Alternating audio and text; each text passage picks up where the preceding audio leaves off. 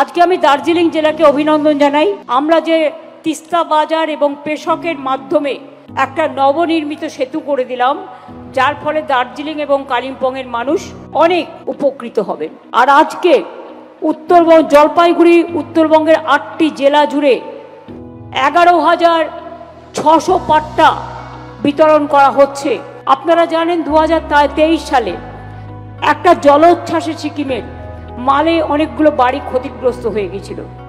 প্রায় 98টি পরিবার, তাদের বাসস্থান এবং চাষের জমি বন্যায় ভেসে যায়। আমরা সেই 98টি পরিবারকেও আজকে পাট্টা দিলাম।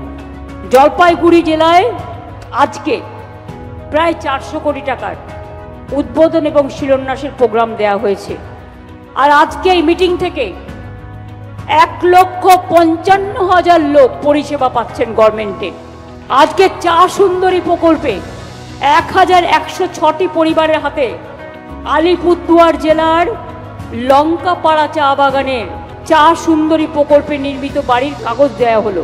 এছাড়াও মালবাজার, ধূপগুড়ি, ক্রান্তি ব্লক ও মাল পৌরসভা এলাকায় অনেকগুলো বক্স ব্রিজ, বক্স কালভার্ট, আরও প্রায় 16 কোটি টাকা দেওয়া হলো।